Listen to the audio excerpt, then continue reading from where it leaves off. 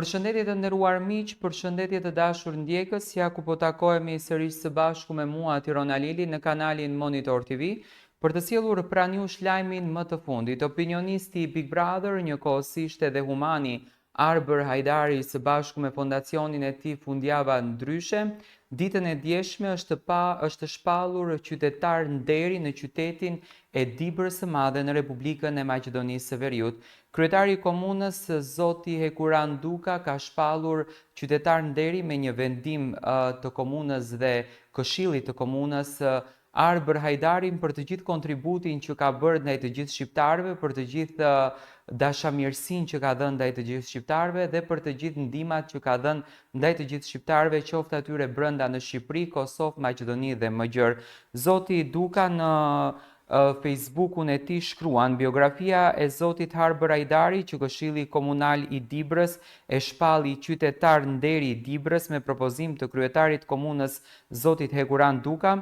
Ceremonia ndarjes së titullit organizua sot në sallën e këshillit komunal, ku prezent ishin shok, miq, familjar të zotit Hajdarit, antar të këshillit komunal, ministra, deputet, kryetar shoqatash nga Republika e Shqipërisë dhe Republika e Maqedonisë së Veriut, qytetar dhe personalitete të tjerë të rëndësishëm. Arber Hajdari, i lindur më 16 shkurt të vitit 1994 në Tiranë, është një figurë e njohur për angazhimin e tij në ndihmën humanitare dhe aktivizimin social. Ai është themeluesi dhe drejtori ekzekutiv i Fondacionit Fundjava Ndryshe, një organizatë që ka transformuar jetë e mira familjeve shqiptare që jetojnë në kushte të vështira ekonomike. Që prej dhjetorit të vitit 2015, Arber Hajdari ka udhëhequr Fundjavën Ndryshe me një strategji të qartë dhe efikase, duke mbledhur mbi $45 milion në ndihma materiale dhe financiare për ata që kanë më shumë nevojë. Ai ka krijuar një rrjet prej 13.000 vullnetarësh në të gjithë Shqipërinë dhe ka ndërtuar rreth 504 shtëpi, 3 shkolla dhe një qendër solidariteti për familjet në nevojë. Një tjetër kauze fondacionit ka qenë arsimimi dhe mbështetja e fëmijëve dhe të rinjve nga fëmijët e varfëra. Çdo vit janë shpërndar mijëra sete shkollore dhe janë dhënë 300 bursa për studentët ekselent, jetim ose shtresa shumë të varfëra. Gjithashtu një fushë e rëndësishme e punës së tij ka qenë shëndetësia, duke ndihmuar njerëzit që nuk kanë mundësi financiare për mjekim. Së bashku me vullnetarët e shpërndarë në të gjithë Shqipërinë, fondacioni i identifikuar dhe më pas ka kuruar me ilaçe, shtrime në spitale publike e private, qindra persona të varfër dhe të braktisur. Po ashtu janë ofruar asistencë ligjore dhe psikologjike për shumë persona me aftësi të posaçme, duke ju siguruar atyre personave invalid dhe ndihma të tjera nga shteti dhe fondacioni. Në këtë kuadër, një arritje e veçantë ka qenë dërgimi për mjekim jashtë vendit i rreth 250 pacientëve në gjendje shumë të rëndë, ku pjesa më e madhe e tyre kanë qenë fëmijë jetim apo nga familje të varfëra.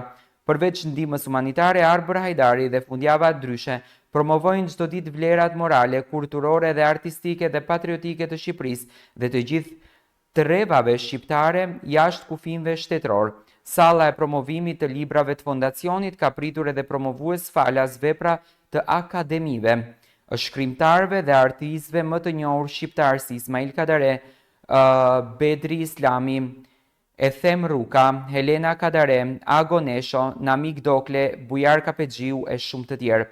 Arber Hajdari ka treguar një vëmendje të veçantë dhe për zonën e Dibrës të madhe dhe të vogël, duke mbështetur në mënyrë të vazhdueshme individ dhe shtresa të ndryshme shoqërore në të gjitha fushat e aktivitetit të tij. Në bashkëpunim me shoqatat e Dibrës së Madhe, në hyrje të Fondacionit Fundjava Ndryshe, është vendosur memoriali i mirënjohjes në shenjë falënderimit të dibranëve për tiranasit për pritjen vëllazërore të tyre gjatë largimit në trojet e tyre si pasojë e gjenocidit serbo të vitit 1913. Si rezultat i transparencës, organizimit shkëlqyer, këmbënguljes, sinqeritetit dhe vizionit, ai ka ndërtuar marrëdhënie të forta bashkëpunimi me kompani prestigjioze ndërkombëtare si Amazon, Philips Mori, Google, Microsoft, FIFA dhe shumë fondacione të tjera, duke siguruar mbështetje të vazhdueshme për iniciativat e tij humanitare. Arber Hajdari është diplomuar në për drejtësinë para Universitetit Luarasi në Tiranë, duke përfunduar studimet bachelor dhe master në të njëjtin institucion. Ai gjithashtu ka marrë titullin avokat nga Dhoma Kombëtare e Advokatisë në Shqipëri.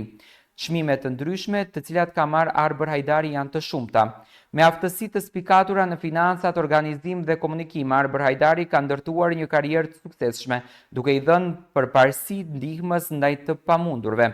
Ai vazhdon të jetë një zë i rëndësishëm në filantropin dhe një shembull i fuqishëm i ndikimit pozitiv që një individ mund ta ketë në shoqërinë e tij. Ditën e djeshme, Arbër Hajdari është shpallur qytetar nderi në qytetin e Dibrës së Madhe në Republikën e Maqedonisë, duke vlerësuar kryetari i komunës së këtij qyteti, kryetari i bashkisë, konkretisht zoti Ekuran Duka, Arbër Hajdarin si një personazh i cili kontribon jo vetëm në Shqipëri, po më gjërë ku ka shqiptar, edhe pse Arbër Hajdari shumicën e gjërave edhe nuk i publikon. Unë me zemër ju uroj Arbër Hajdari që ta ruan këtë çmim të madh që ka marrë, ta gëzoj, dhe pse jo gjithmonë të jemi kështu të bashkuar, Dibër, Shkup, Tetov, Gosivar, Shqipëri, Kosovë, gjithandej ku ka shqiptar.